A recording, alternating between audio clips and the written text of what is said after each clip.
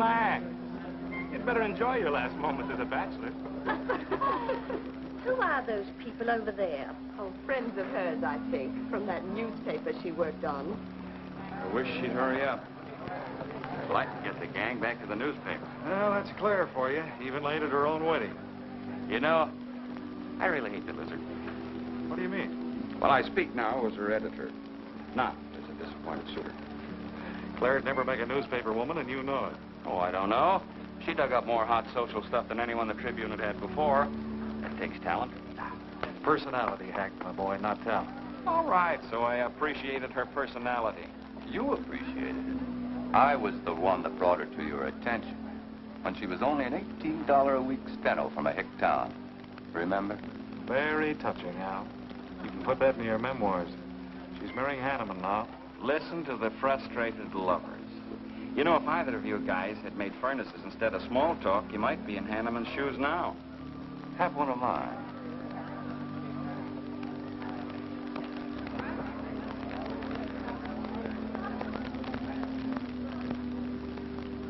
We do have memories, don't we, Les?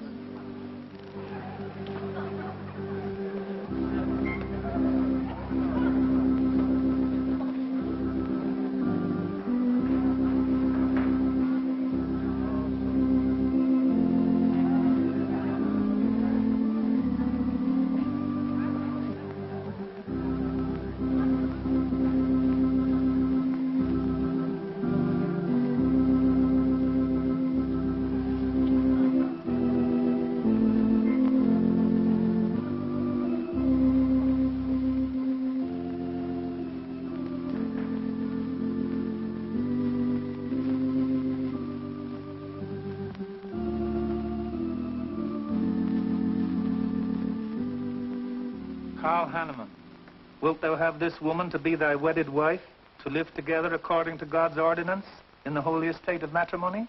I will. Claire Cummings, wilt thou have this man to be thy wedded husband, to live together according to God's ordinance in the holy estate of matrimony? I will. I now pronounce you man and wife. You may kiss the bride.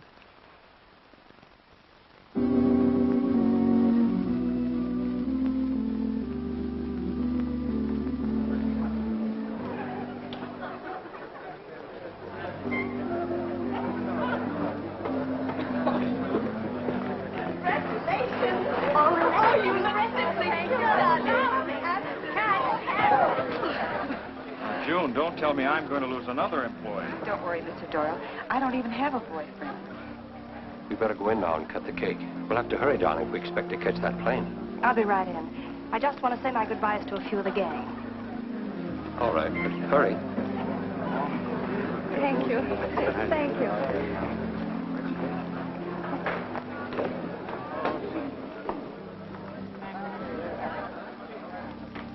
Guess who? Why did you come out here? Because I love you. Because you love me. Claire, you're crazy. Don't you know what those words meant in there? Let no man put us asunder. No one can put us asunder, Les, you and me. Oh, I never could figure you out.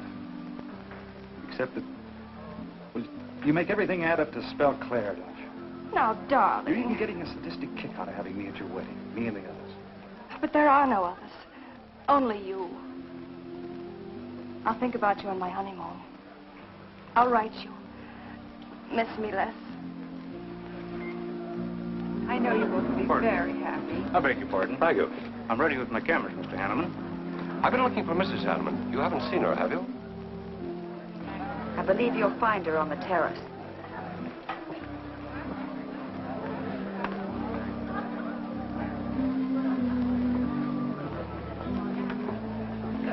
Carl, why aren't you entertaining the guests? I've been waiting for you, my dear. I was detained. On the terrace? Don't you think you were being a little affectionate for a newly married woman? Darling, you're a great big old suspicious bear. That was only Les Burns. And? It was nothing. Just a friendly goodbye kiss. Les did so much to help me with my newspaper career. Why, he's like a brother.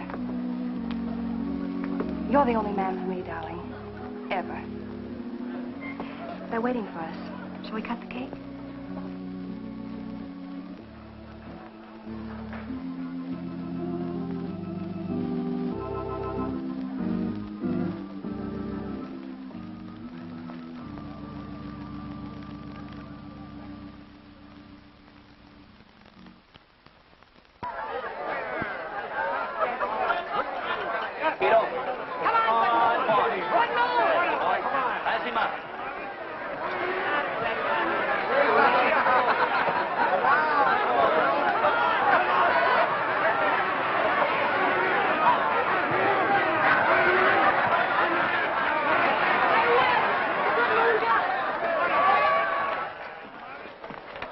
Wow. How much did he pay? $10.80. $10.80 for two. That's not bad. I win $540. Claire, you mean to say you bet $100 on that horse to win? Of course. In these places, you have to spend money to make money. You see now. I'll put $500 in the second race. High heels. Come on. Wait. That's being foolish. You're only out $100 if I do lose. It isn't the money. It's the principle of the thing. Principle? Carl, I don't understand you. With all you have. I've worked hard for what I have. Oh, I don't mean to be a tightwad. A little bet for fun is all right. But I have too much respect for money to throw it away on horses. Of course you're right. It was foolish of me to bet so much. Forgive me. Of course. Now, excuse me, I want to go cash these in.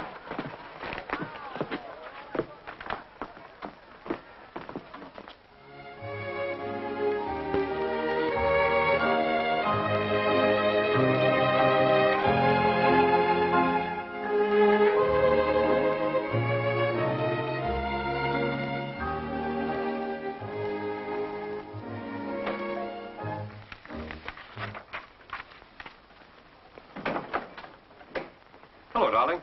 Miss me? Back so soon, Oh, Carl. we went to the barber shop. Who are you writing to? June Taylor. You remember. Les Burns' secretary. She was at our wedding. Do you want to read some of the awful things I said about you?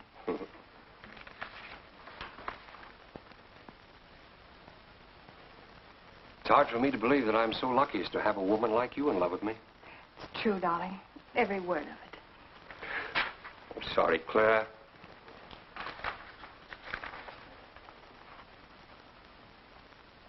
My darling Les. To June, eh? Things are beginning to make sense now. Carl, darling. So that was a goodbye kiss you gave Les Burns.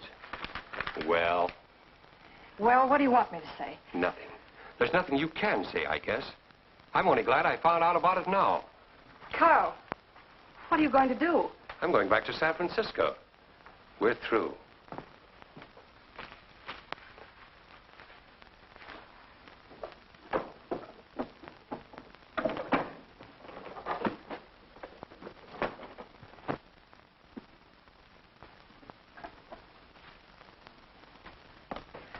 But what am I going to do, Carl? I don't care what you do. But I have no money. Thanks to your great generosity. That's enough for the week's hotel bill. You've got that money from the racetrack. Live on that. You'll not get another cent from me. Oh, no. I wouldn't be too sure of that. I'm your wife, Carl. There are community property laws in this state. It won't be that easy. It'll be very easy when I show this letter to the judge. And I'm starting divorce proceedings in the morning. Oh, Carl, darling, let's talk this thing over. It's so silly. Get out of my way before I forget myself.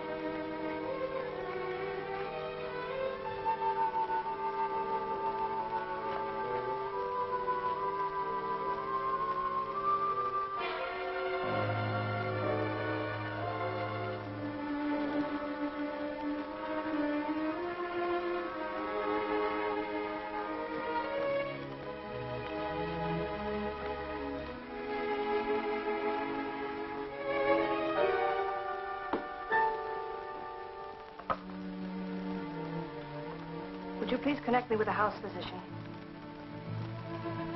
Hello, Dr. Hastings? This is Mrs. Carl Hanneman, Bungalow 9. Could you please leave a prescription for some sleeping tablets for me at the drugstore? I'll be needing them right away. I'm turning in early. No, that won't be necessary. I'm going out for a bite to eat, and I'll pick them up later. Thank you.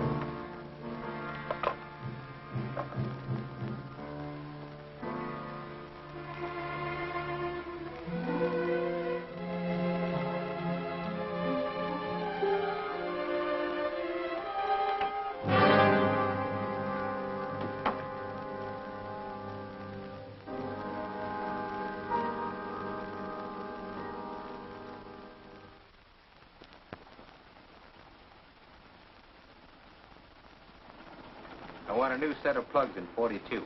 Okay, Blackie.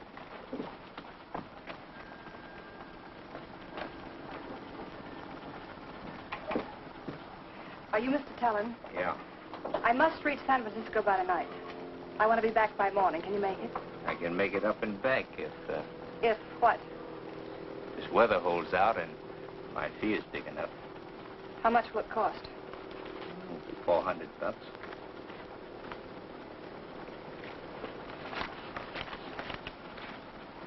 Why 5? I said 4. I know you said 4. I never made this trip. You never saw me. Understand? Sure. Sure, I don't even want to know your name. I'm glad we understand each other. Perfectly. Now, if you wait over there, we'll be ready to leave in a few minutes. Hey, Jack, roll out 41 and let's warm it up. Right.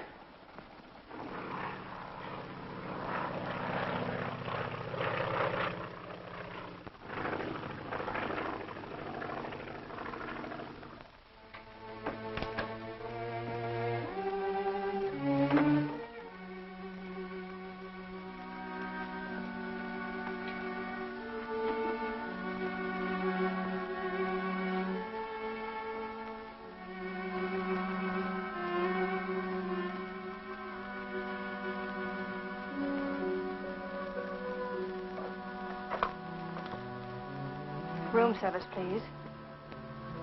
Hello. This is Mrs. Carl Hanneman, Bungalow 9. Would you please send a waiter over with the menu? Thank you.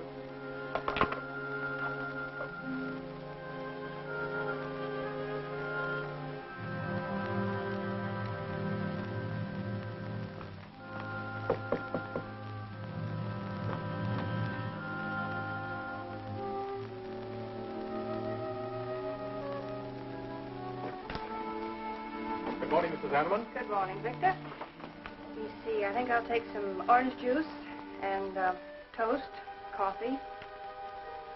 That'll be all.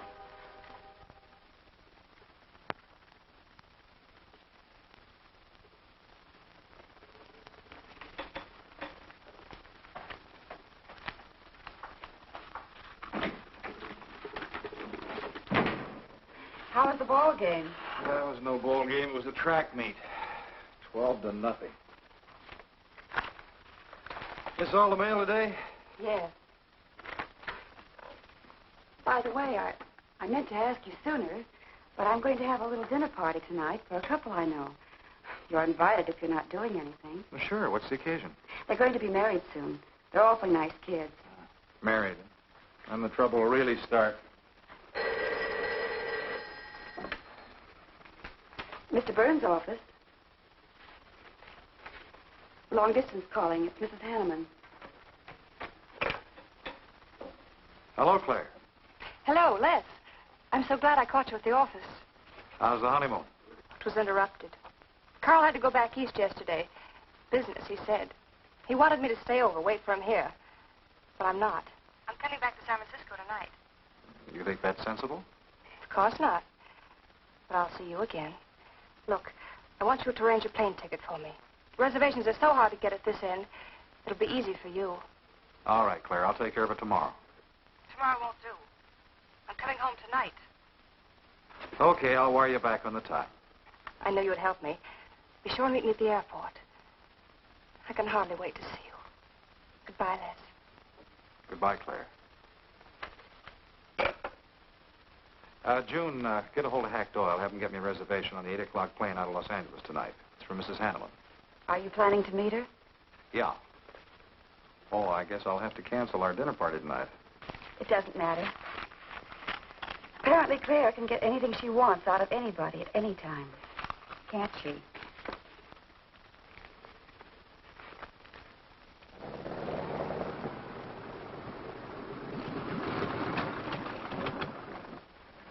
I never thought I'd be back with you so soon, darling. It's wonderful. It's crazy. Then why did you meet me? I don't know. I do. Because you still love me, don't you, Les? I'll get over it. I hope Carl stays in New York for a long, long time. That seems a bit odd. He didn't arrange his business affairs so they wouldn't interfere with his honeymoon. Yes, I thought so, too. You certain you and Hanneman didn't have some trouble? What kind of trouble could we possibly have had? Quarrel of some kind? Perhaps over us? Now, wouldn't that be ridiculous? Giving him some reason to doubt me just so soon after we're married? What do you think you're doing now? You don't feel sorry for Carl, do you? No. No, I don't. But I should. Look, let's forget all about him. For a few days, anyway. Take me home, I'll change, and you can take me out to supper. Claire, I'd rather not go to the house. But I must freshen up, darling. I really must. You want me to be beautiful, don't you? Just for you. You are beautiful. See? There's nobody home.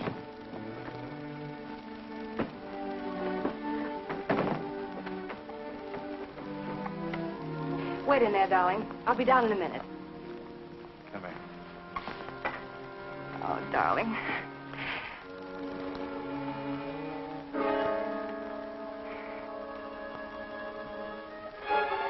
Les, what is it? Stay here.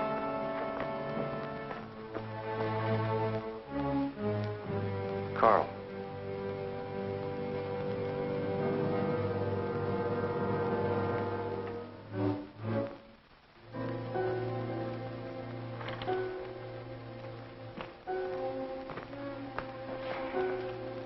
Suicide. But why? Oh, poor Carl. Claire, I thought you said he'd gone to New York. That's what he told me. I don't understand it. Why should he do such a terrible thing? You probably know as much about that as anyone. It's going to be one of the first things the police ask you. You can't stay here, darling. I'll take you over to Hack Doyle's. Where's your telephone?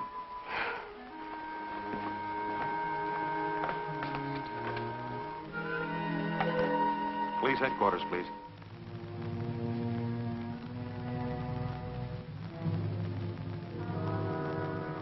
I thought of you and Hack right away, Mamie, and brought her over here. I hope you can put her up for tonight. Oh, of course.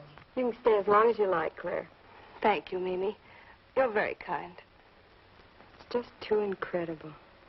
If you'd had any earthly reason. We were so happy. So very happy. And now there's... Oh, Hack, Claire's going to stay with us for a few days. Good. Plenty of room.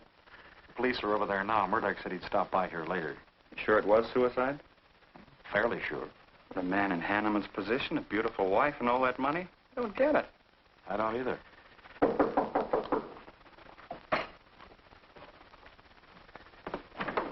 Oh, hello, Bill. Come on. How are you, Hank? Hello, Claire. Hello, Bill. Sorry this had to happen to you. Sit down, Captain. How about a cup of coffee? Thanks, Miss Doyle. I won't annoy you for long, Claire. Just a few questions, routine. You know how it is. Of course. Les gave me most of the details over the phone. Your husband, by the way, has been dead for nearly 24 hours. How did it happen that Burns met you at the airport? He didn't happen to. I phoned him from Los Angeles. How come? Well, I was arriving late and alone. I knew Les would pick me up. Do you have any theory as to why your husband came to San Francisco after telling you he was going to New York? No. I didn't know anything about the business. The gun, of course, was Hanneman's. We checked the serial number. Funny there are no powder burns on the coat. Bill, a suicide doesn't always press a gun against his body. In that case... There would be no powder burns, I know. Do you know of any reason why your husband should have taken his life? No, I don't. Anything wrong with his health? Not that I know of. But that could have been the reason. Had you quarreled? Oh, no. No, we never quarreled. Believe me. Throughout every minute of our married life, we were supremely happy. The entire week, huh? Well, that's all for now. I may want to talk with you again later. Where will you be? Right here with us. Thanks. Bill. Yeah? You found fingerprints on the gun, of course. I mean, Hanneman's prints. Uh-uh. Clean as a whistle.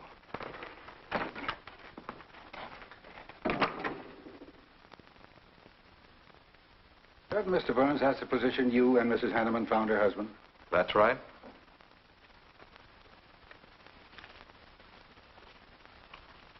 One more question, Mr. Burns. Your testimony at the coroner's inquest said you touched nothing. That's true. Then how did you know the man was dead without feeling his pulse or heart? Mr. Chalmers, I've been around enough to know a dead man when I see one, especially after 20-some-odd hours. You assumed that Mr. Hanneman committed suicide. Why? Well, everything points to suicide. Not in my assumption, Mr. Burns. Mrs. Hanneman, you say you saw your husband alive on Monday afternoon, and then the following night, which was Tuesday, you saw him again. Yes, but he was dead. I've told you everything. You don't need a weather vane to see which way this wind is blowing. Was it customary for the servants to take a vacation whenever Mr. Hanneman left on a trip and leave the house empty? Well, I don't really know. I didn't give orders to the servants. Carl, Mr. Hanneman ran the house. I hadn't moved in yet. I see that you also assumed that this was a suicide. Naturally, it couldn't have been anything else. That's what Mr. Burns said. According to the police scientific detection laboratory, the pistol found near the body was the one used in the death of your husband. But they found no powder burns on the clothes of Mr. Hanneman, nor fingerprints of any description on the gun. Furthermore, it was brought out that Mr. Hanneman couldn't have fired the gun because in making certain tests of his hand for traces of powder marks, none was found. Just what are you driving at? Simply this. Carl Hanneman was murdered.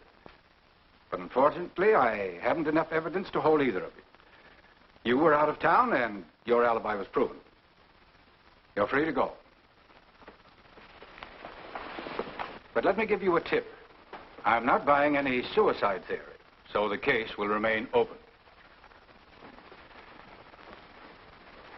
See you later, Ed. So long, Hack.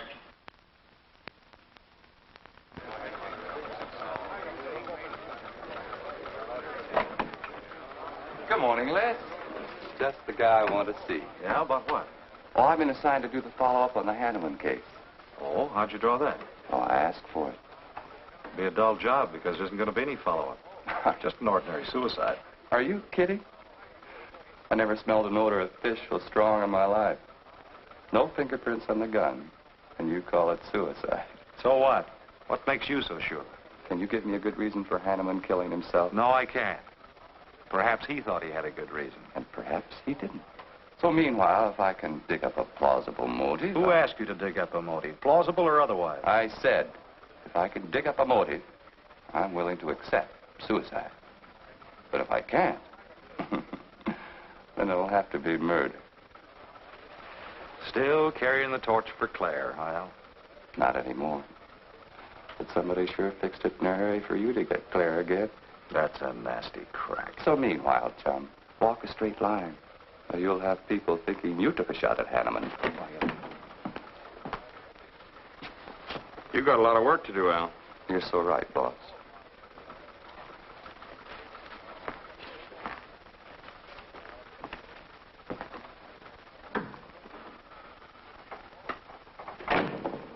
Sorry, Hack. How's Claire taking it this morning? I don't know. She still asleep when I left. Les, I'm worried about this deal. Police aren't buying any suicide theory. Is that why you put Herrick on the story? Maybe. He might dig up a suicide motive. What's your slant? Well, Hanneman killed himself. Nice try, Hack. You're about as subtle as a punch in the nose. You think Hanneman was murdered, don't you? Maybe I'm protecting someone. It's possible. But I'd like to protect someone if it isn't suicide. Like who? Like you.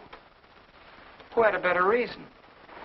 Hanneman's death meant that you'd get Claire back and $1 million odd. That makes sense to a lot of imaginative characters around this town. I don't believe it for 1 second. But I still think it's safer to sell the suicide theory if Harry can dig it up.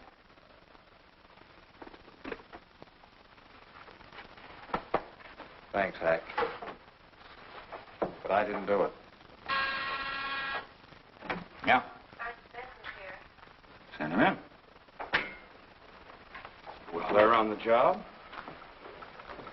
Hello, Batson. What's on your mind? The DA would like to see you gents in the morning. Says it's important. About 10 o'clock. What do you want us for? Don't you know?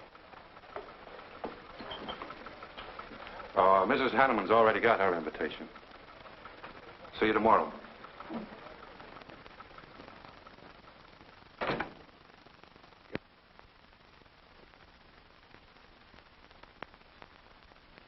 Eric really revels in pouring it on. Well, it's news. Nobody's been hurt. Yet. By person or persons unknown. Could have been worse. The DA certainly tried hard to tag it on somebody. Tell me, Hack, do you think that, well, that Claire could have shot her husband in some way? No. She was in Los Angeles the night he was killed. DA couldn't shake that, and... Good morning, everybody. I hope I'm interrupting something important. Hello, darling. You look tired. Hello, Hack, dear. Good morning, Claire. It's a pleasant surprise. What can I do for you? I came to get my job back. Starting when? No. Well, after all that's happened, don't you think you should have a little rest? Rest. Why, working will be the best thing in the world for me.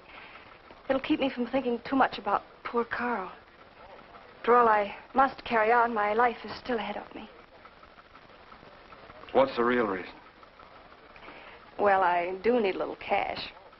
I have the house and my clothes, but I just won't be able to live on the widow's compensation the court will allow me. You wouldn't want me to have to sell my clothes in order to eat, would you? Oh, no. After all, I've made other arrangements about your column. Beth Warnock's taking it over. You are still the boss, Hack. Les, darling, wait outside for me. I'll be out as soon as I've had a heart-to-heart talk with Hack. I know. You might as well say yes, Hack. I've had these heart-to-heart talks.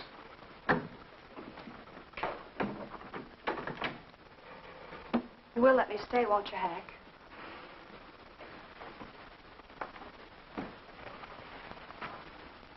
Yes, but I was hoping you wouldn't ask it. You are a darling. Listen, Claire, you stick to the job and no playing around. There's enough trouble here now without you adding to it. I don't know why you talk like that. I'm serious about it, Hack. I'll work hard. For your sake, I hope you do.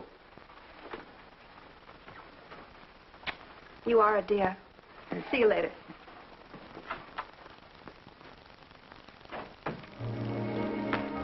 Well, see you later, Al. All right. Hopefully you're friends. Yeah, old friends.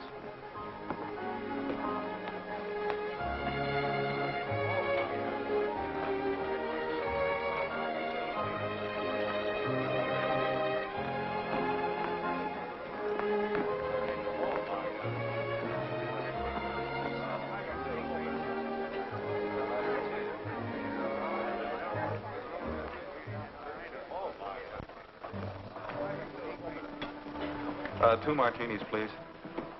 Chicken salad? Fine. Chicken salad for two. And coffee. Les, do you know a good lawyer? Yeah, why? Well, I need one to handle Carl's estate. What's the matter with Hanneman's regular lawyer? Ah, he's an old fuddy-duddy. I want someone whom I can trust to take care of my interests. Well, you might try Lawrence Carson. He specializes in probate work. Carson? Good. I'll call him tomorrow.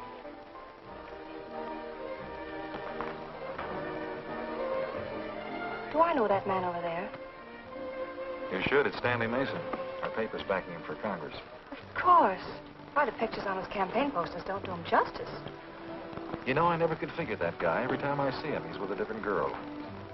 So? Oh, we'll have 4 Manhattans. Make them half French and half Italian vermouth. We'll order later. I'll look after them personally, Mr. Mason. Thank you. Stanley, isn't that Hanneman woman over there? Yes, she's very attractive, isn't she? Well, if she likes the type. Why wouldn't he be a good man to handle the estate? No. He's too tied up with his election campaign. What are his chances, Les? I'm going to Washington. Pretty good. Why? That makes him important. I've got to have someone with influence. He looks like the kind of a man who could get things done quickly. Capable enough, I suppose. Probably make a good representative. Personally, I just don't go for him. I want you to introduce me to him. You can do better. Oh, darling, don't be stubborn. I want to meet him. When you want something, you want it right now, don't you? You know what I really want, Les. I know. A fine old name like Hanneman, carload of dollars, social position, the tops. You're forgetting the most important thing. You see, that's just the frame. You're the picture in that frame. What's that about a frame? Sergeant Benson, won't you join us? No, but Burns here can join me. Been looking all over for you. The captain wants to have a little chat. Now. What is this, a pinch?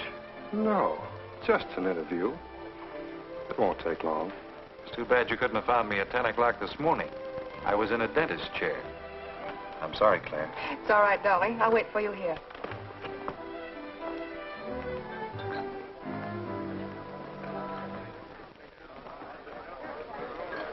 Violet.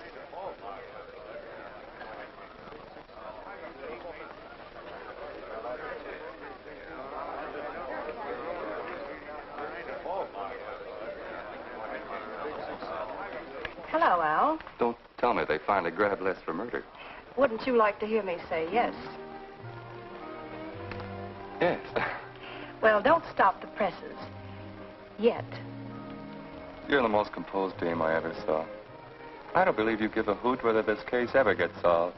Oh, but of course I do. Really. Say, Al, how well do you know Stanley Mason? Quite well. I've planted some of his propaganda. You can do me a favor. A big favor. I want to meet him. Might be a good idea. I remember I once introduced you to a fellow by the name of Les Burns. Promptly lost you. Excuse me.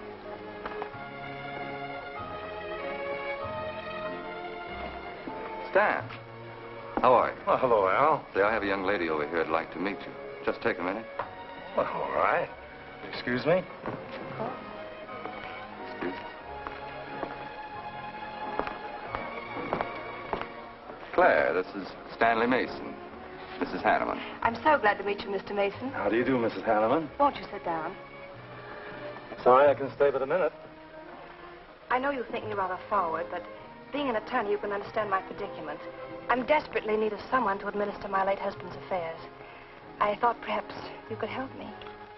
Well, I hadn't intended on taking on any more work this summer. My campaign requires so much attention.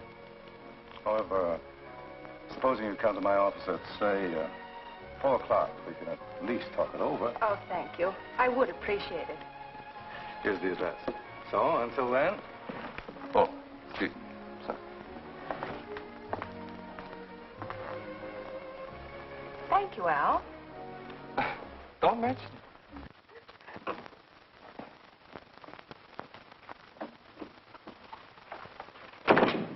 I found him, Cap.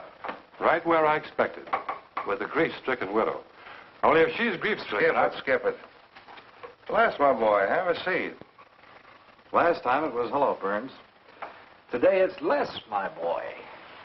What do you want? Yeah, I just wanted to chin a bit, will you? Oh?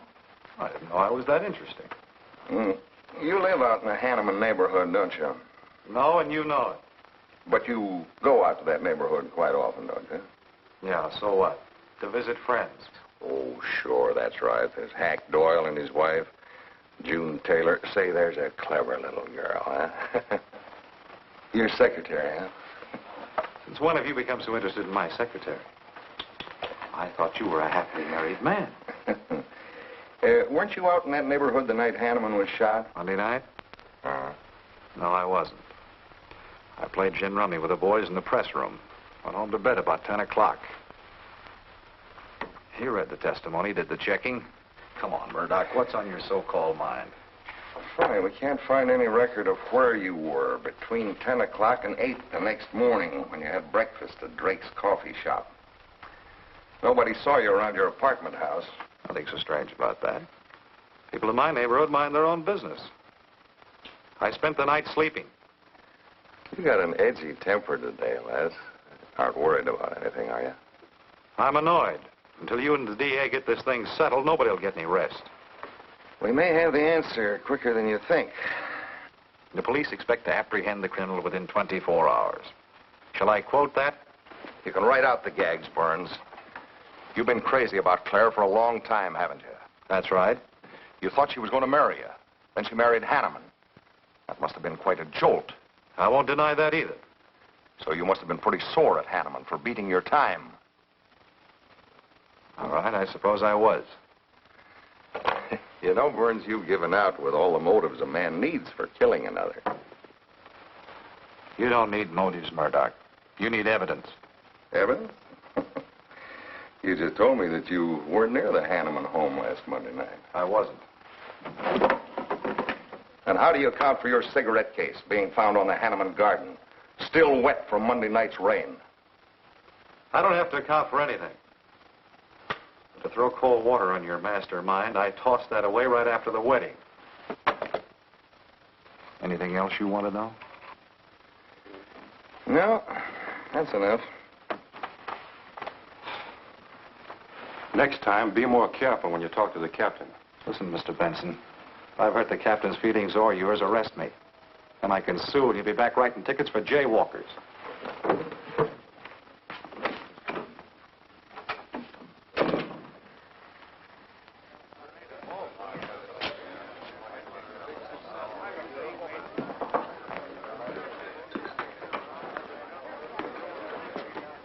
You rent that stool by the month? Well, Lester. Where's Claire? Oh, Claire isn't here. She had an appointment. Did she go back to the paper? Uh-uh. No, about this time, she should be walking into the inner sanctum of that courageous and fearless champion of the people's rights. That distinguished candidate for the Congress of these United States. Mr. Stanley Mason. You sound like you're on Stanley's payroll. Mm-hmm. I introduced them. You seem to have a talent for that sort of thing. Thank you. I believe that's all the information I need, Mrs. Hanneman. I can't possibly find words to express my gratitude in your consenting to help me. Oh, believe me, it's a pleasure. A little pressure in the right places should settle the matter quickly for you. Thank you again, and good luck in the election. Oh, thank you. I suppose you'll be leaving for Washington immediately if you do win. Yes, if I win. You will. I know you will. Well, I really must be going. Oh, can't I drop you off somewhere? I'm sorry. Not this evening. Mr. Burns is taking me home. He's the gentleman you saw me with today. I'll call you tomorrow. Perhaps we can have dinner and talk some more about your problems. Splendid. Goodbye.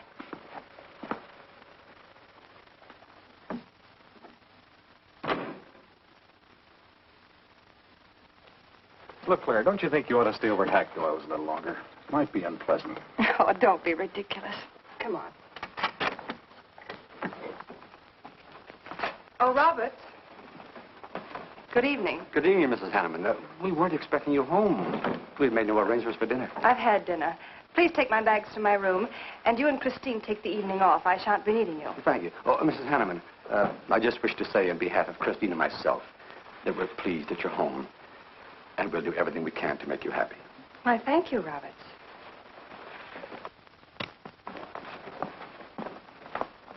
Well, come in, darling. You aren't afraid of Carl's ghost, are you?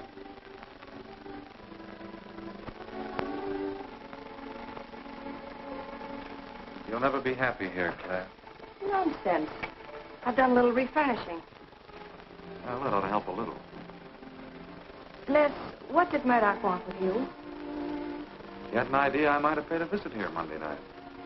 You didn't, did you? Of course not. It also seems I had a motive to kill Carl. But of course you did. If you were that kind of a person. Murdoch's only fishing. Well, he knows I've been in love with you for a long time. I told him. You told him? Why not? It's true. You want them to keep working on you, so they'll stay away from me. That's it, isn't it? Yeah, that's it. I said I'd stand by. And you have. And I love you the more for it. You know I do love you, don't you, darling? I think you do, Claire.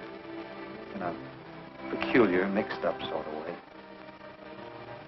I never should have married Carl. I didn't really love him, but he offered so much. Things I never had. But that's all over now. No, it's not all. And it won't be until they find his murder. They will. And there'll be nothing to keep us apart again. Ever. Claire, if I could only sell myself on that. You've got to, Les. You've got to.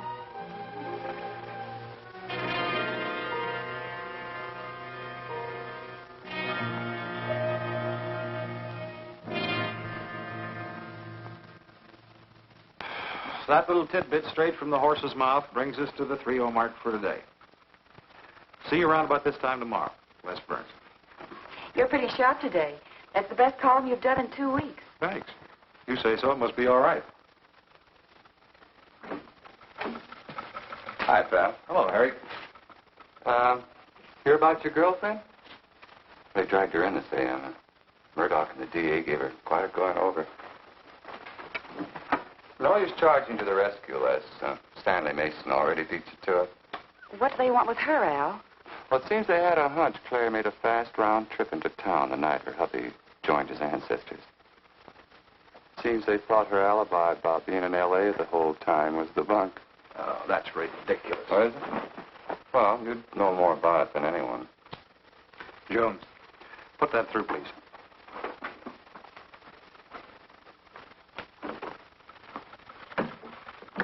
Okay, Al. You're so much smarter than Murdoch. Spill it. Oh, I'm not saying I'm smarter. But I do know Claire better than he does. And I know you. Meaning what? Claire never lost any interest in you before, during, or after her marriage. Well, that doesn't prove it happened. With all that wampum at stake, this whole thing could have been planned weeks ago by both of you. I'm fed up with your dirty cracks. Now get out. Wait a minute. Look, Junior, one of these days I'm going to be too late and you're not going to have any teeth. Mm-hmm. You're so right, boss.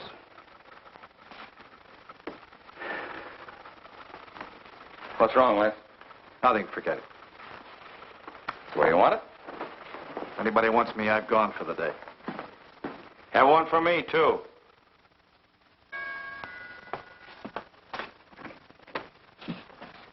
Where's Miss Hanneman? I gotta see her. Is she in? Why, yes, but she's going out. This is important. What's the trouble, Les? Oh, I've been trying to find you all afternoon. You didn't get back to the paper. Where were you? I was with Mr. Mason. We were talking over the estate. Oh. Looks like you got some more talking to do. It's really only business, Les. Come in, but I can only see you for a moment.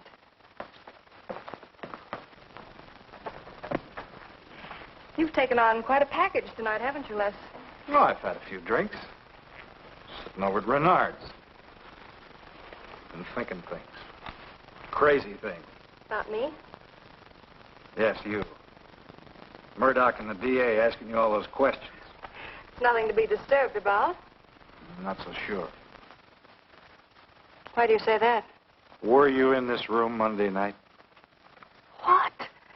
Why, you know I wasn't. I don't know anything. But I wouldn't lie to you. Have I ever, Les? Claire, there's only 2 people who could have profited by Hanneman's death. I'm one of them. You're the other. Why, how dare you come in here accusing me? You only married Hanneman for this. You've admitted it a dozen times. But I didn't kill him. How can you even think it? I didn't kill him. I didn't say you did. But if you know anything, you've got to tell me. Were you in this room Monday night? No. You might have come in, seen someone. I've got to know. Stop shaking me. Then tell me the truth. Let go of me. I thought you were going to stand by me. Why, you're drunk. I'm only trying to help you and me. Huh. Help me. You're accusing me of murder. How do I know you didn't kill him? You were in town. Claire. I've as much right to accuse as you have. But I'm not accusing you. Get out of this house. I once said I couldn't figure you out. I can now. You're not a normal woman. You're not warm. You're cold, like ice. Yeah, like ice. Blonde ice. Get out of here.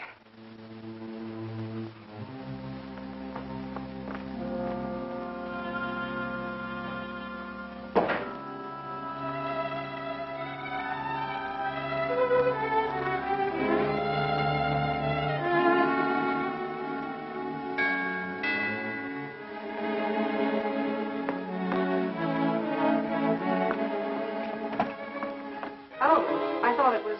Hello, Mrs. Hanneman. I don't believe I know you. Sure. Sure you do.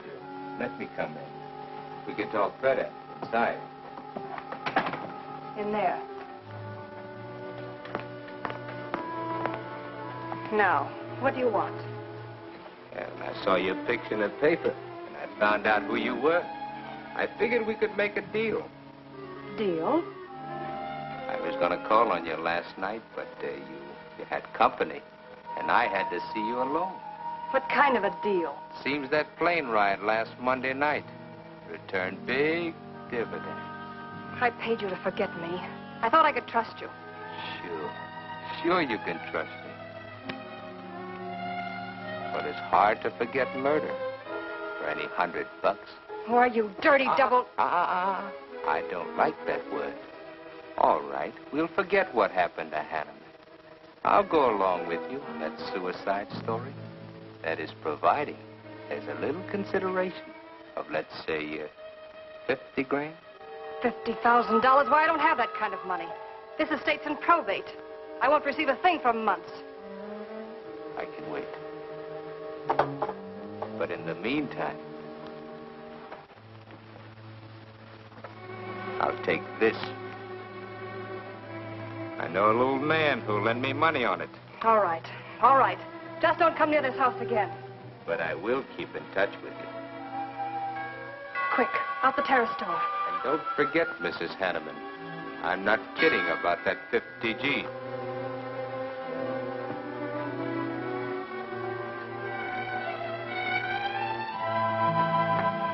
I'll get it, Roberts. Yes, ma'am. Stanley, darling. Thank you. Well, he isn't at Bernard's either. Oh, I hope nothing's happened to him. He'll turn up when he runs down or runs out to go for drinks. Say, you write his column all by yourself? Somebody had to do it. I hope it's fit to press. It's good. Nice of you to cover for him, too. Do you really think he's all right? Sure. I'll find him later. Don't worry about Les. He's probably getting more poison out of his system than he is into it. I hope.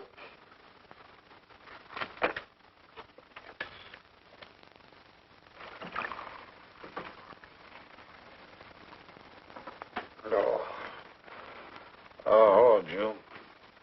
Oh. See if you can give me another head, will you? This one's not going to do me much good. You certainly had a little trip for yourself. I guess so. What day is it? Tuesday. Holy mackerel. What happened to Sunday and Monday? I took care of them for you. Oh, you would. Who found me, Hack Doyle? No. Claire. Claire? Mm-hmm. You were trying to convince the doorman at the top of the mark to let you out on the roof. It was the only way to the moon. Oh, brother. The moon. Looks like I wanted more than a little trip. Here, drink this. It'll make you feel better. Guess I've been the horrible example, huh? You no doubt thought you had a big reason for getting tight.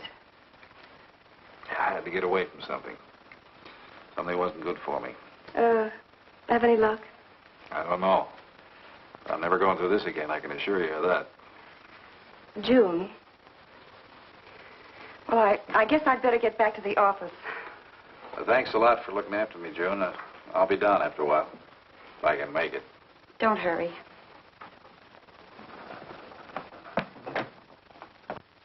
Claire, I wonder which hangover you'll recover from first.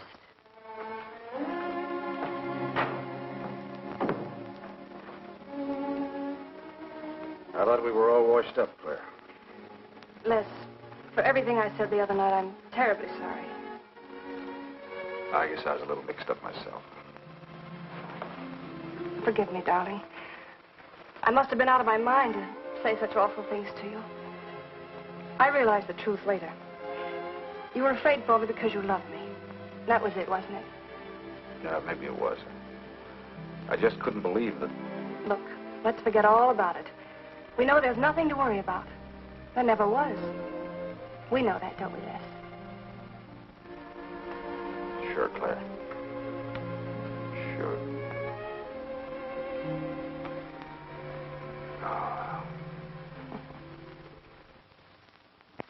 to our new congressman. May your career be long and successful. Thank you, darling. Jeff, but aren't you both a bit early? I only wish I could be as sure of my future in psychiatry as you can be of your future in Washington. Doctor, you were analyzing me at dinner, the workings of my mind. Do go on. It's very interesting. I've never been psychoanalyzed before, and your deductions amaze me. Claire, I warn you, if Jeff continues, he'll have you convinced you're batty. Simply because your father ran away with another woman and your mother was relegated to hard work. Stanley doesn't quite believe in the powers of psychoanalysis, Mrs. Hanneman. But if either of you could spend a day in my office listening to some of my patients, you'd see the logic of my deductions. Or any psychiatrist's, for that matter. Oh, don't mind Stanley's cynicisms, Doctor. Yes, Robert? Telephone for Mr. Mason. Excuse me. Certainly. I was telling you at dinner that I believed that money, clothes, adulation, etc. was a necessity with you. That some people are impelled towards an objective without even consciously knowing why. Is there something criminal in my being ambitious? Why, no. Criminal? Of course not. Unless your ambitions take a perverse form, then you'll stop at nothing, right or wrong, to get what you want. They say the female of the species is deadlier than the male. Go on, Doctor. Sorry to interrupt, darling. It was my campaign manager. He arranged a last-minute radio interview for tonight. I'll have to leave. You can drop me off downtown, Stanley. I'll get my coat. All right. You forgive me, darling? Of course, honey. I'm so proud of you. Well, I almost forgot the good news. I had lunch with the DA this noon. It looks like Hanneman's murder is going to be filed away under crimes unsolved. It's their opinion that it must have been done by a burglar. Oh, I'm so glad, really. Now I'll be able to go with you to Washington with a clear conscience. Say, you haven't told any of your friends about our plans, have you? Oh, no, of course not. Good. We'll surprise them tomorrow night. Yes, we certainly will. Ready? Yes, thank you.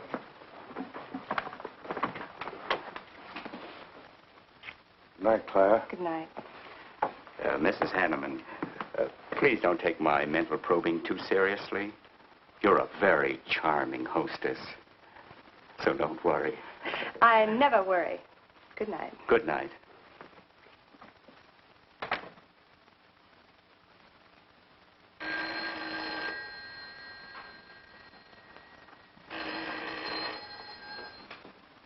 Hello? Yes, this is Mrs. Hanneman. That's all right, Roberts. I'll take it. Hello? Who? How dare you call me here? I had to. I'm in a jam. I need some dough, and you've got to help me. The estate isn't settled yet. I told you I don't have any money. Don't give me that. You're a smart girl, and if you haven't got it, you know where you can find it. I need at least a couple of grand now and tonight, or else I go to the cops. I got nothing to lose. I have about $700 cash in my jewelry. All right, bring it along. Meet me at the end of the Old Valley Road. Be there in 20 minutes.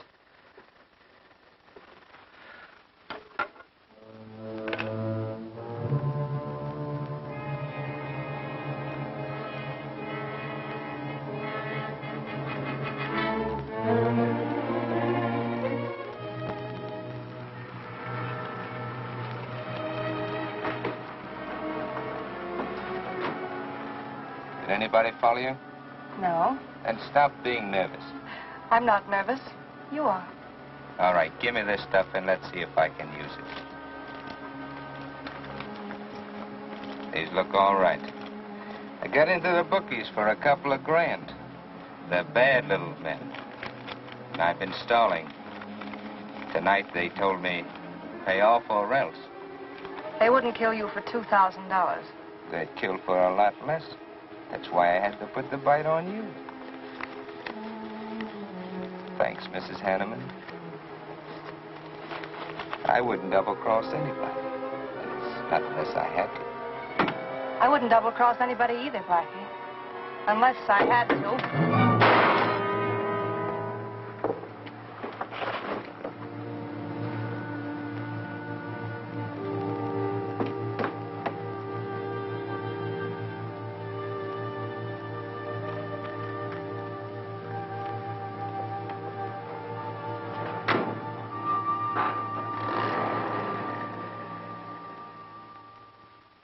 First returns have been received from the 12th precinct.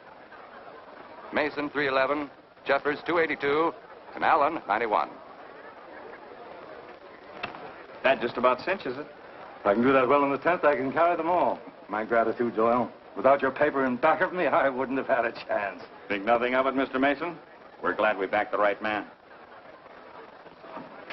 Well, it looks like you're in, Mr. Mason. Congratulations.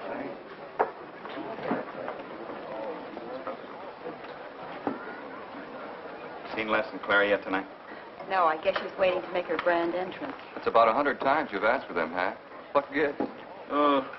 Nothing.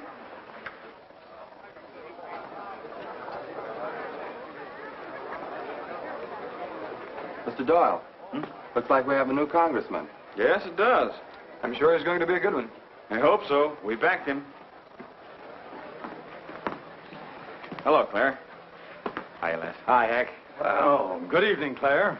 You look stunning, as usual. Thank you, Stanley. Oh, hello, Les. Thanks for being Claire for me. In the 18th precinct, which have just Big finished. night, huh? In third place is Jeffers with 162, Allen with 142, and Mason 300 even. That's how big it is. Come on, Claire. I want you to meet some folks. You'll find drinks in there. Look, Les, there's something on my mind. I want to tell you about it. You better have a drink first. Sure.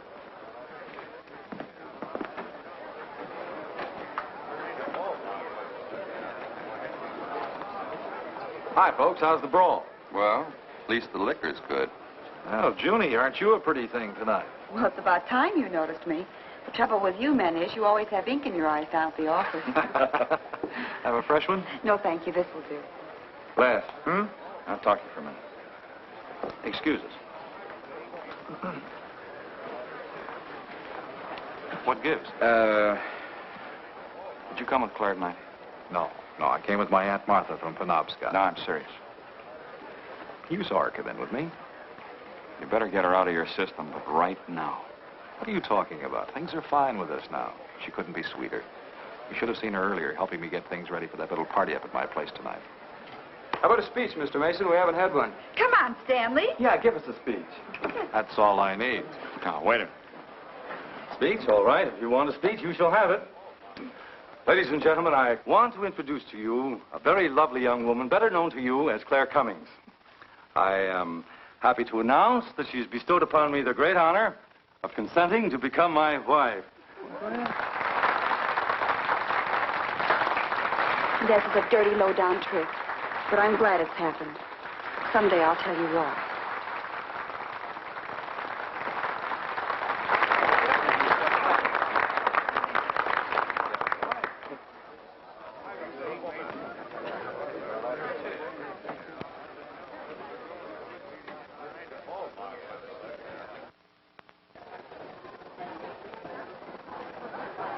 All the Thank best you. in the world, my dear. That was quite a speech you made, Stanley. Surprised, Jeffrey?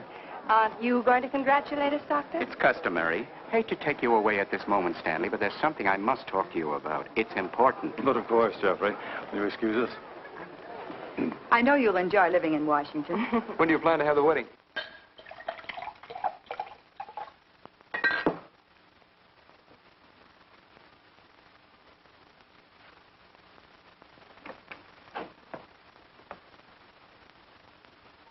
Don't look at me like that, darling. And what are you doing here? I wanted to see you alone. Sure, not a husband in sight. Dead or alive. I didn't have a chance to explain. No one can put us asunder, Les.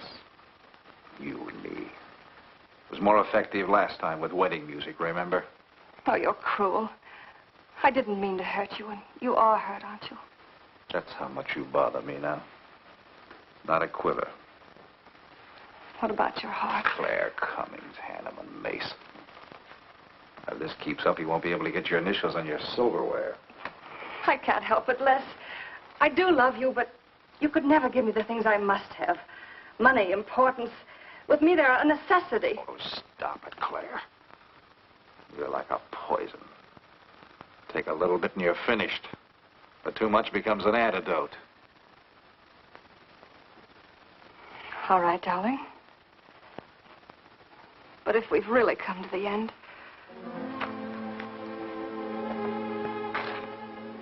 Stanley. Stanley. Do you mind, Burns? I'd like to say something to my fiancée, alone. Not at all, Mr. Mason. Not at all. Go right ahead.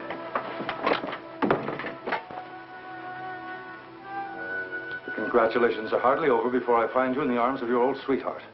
That was a stupid remark. I had to say something to him, didn't I? So you didn't tell him earlier. You said you were going to?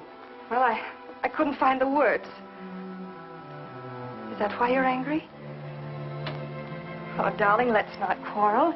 We can do that after we're married. There isn't going to be any marriage. What are you saying? I'm afraid we've made a mistake. You can't mean that. What'll my friends think? I couldn't stand the humiliation. Oh, you'll get over it quickly enough, as quickly as you did your other marriage. Why are you talking this way? What did that phony doctor tell you? That's not important. We've made a mistake. Now let's forget it, shall we? But you can't throw me over. I've looked forward. I've planned. You're taking me to Washington with you. Away from these people, these memories. I've got to go with you, Stanley. No, I'm sorry. It's final. You ought to see a doctor, Claire. A doctor like Jeff. I looked for you at the party after he talked to me. I merely wanted to ask you something. Doyle told me where I'd find you, but I didn't believe him either. But finding you here proves many things. You're not well, Claire. All right. I didn't mean to crack up. At least we could have a farewell drink together. No hard feelings, really. Why don't you fix some for us? I must say you're being regular about it.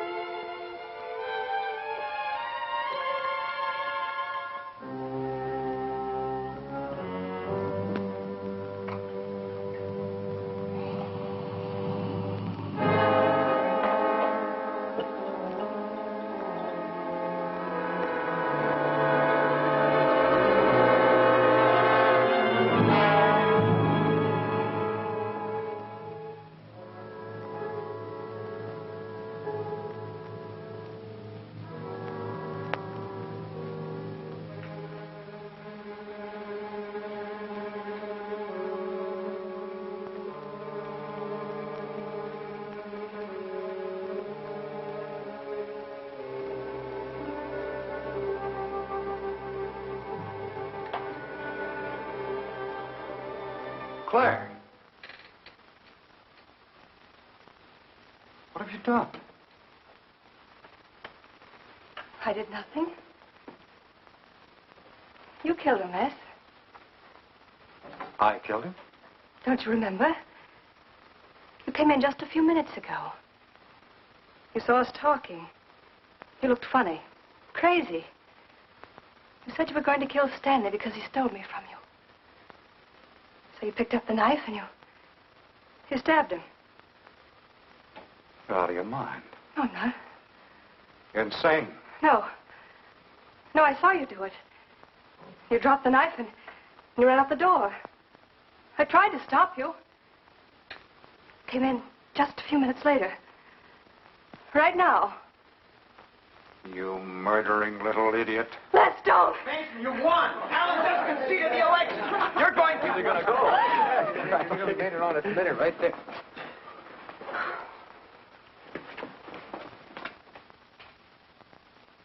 So you see, Doctor, the evidence is really stacked against Les Burns. I and the others feel that he's absolutely innocent.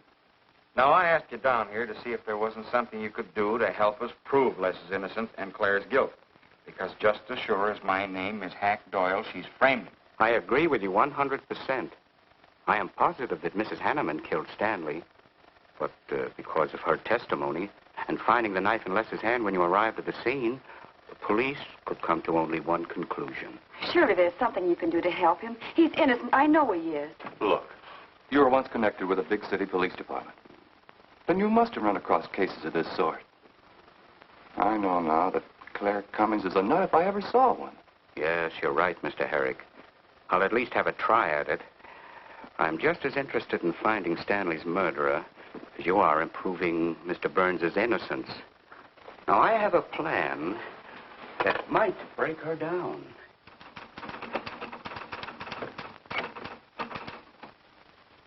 Well, good morning, Dr. Clippinger. To what do I owe the pleasure of this visit? It's no pleasure for me, Mrs. Hanneman, I assure you.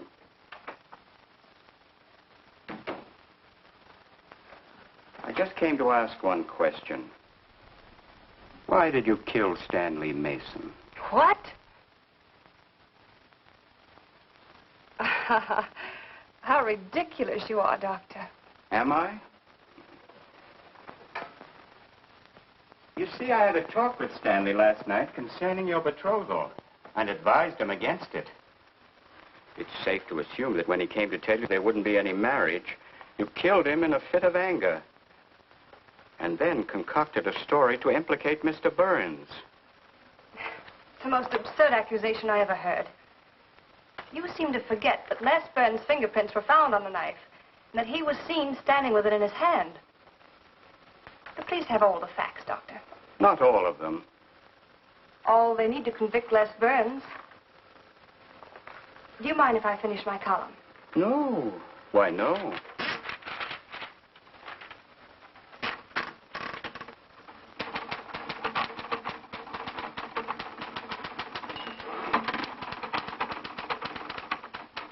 I suppose you'll tell the police I killed Stanley and give them that fantastic story to back up your accusations. It won't sound so fantastic to them, Mrs. Hanneman. I discovered one or two other flaws in your story. They'll laugh at you. It's insane. Absurd. Oh, you're wrong. You see, I've spent my life delving into distorted minds like yours. I worked for the police for many years as a consulting psychiatrist. You sound more like a hypnotist. And I'm quite fed up with your insane theories. Now, Doctor. Looking for something, Hank? Police are on their way. Police? What for?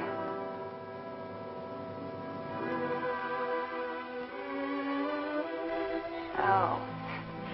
I see the three of you dreamed this one up.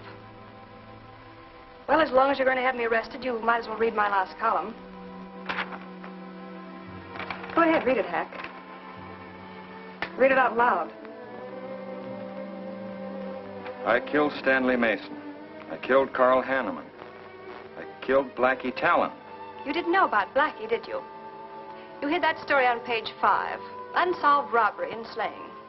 I killed Stanley Mason because he no longer wanted to marry me. Stanley Mason was the top of the ladder for me. The top rung. I had money. And now I was going to have position.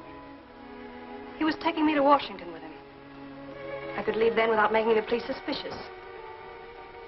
Clever of me, wasn't it? Why did you frame Les Burns? Why? Because he caught me with blood on my hands. Because at last even he had discarded me. I never loved any of them. You, Al, Hanneman, Mason. But Les, I wanted to hang on to him. He was of no use to me, but I couldn't let him go. Maybe I did love him. Hello. Miss Cummings? No, she's off. I'm glad you confessed, because you never could have gotten away with it much longer. I would have, but to you, Dr. Clippinger. You with your slimy scientific snooping. As soon as you came in, I realized it was you who turned Stanley Mason against me. You sent him to his death just as much as I. Sit down, Claire. Why, but for you, I'd have everything I ever wanted in life. I hated you because you were the first man who ever saw inside my mind. And I'm going to kill you. Let go of my arm!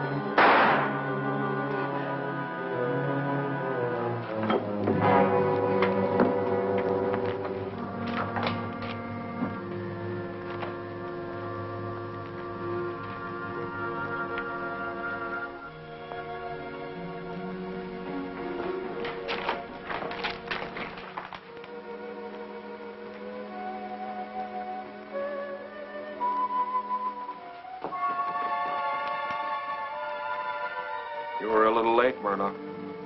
Well, it was probably better this way. I can scarcely believe it. A woman as beautiful as that. You didn't know her very well. None of us really knew her very well.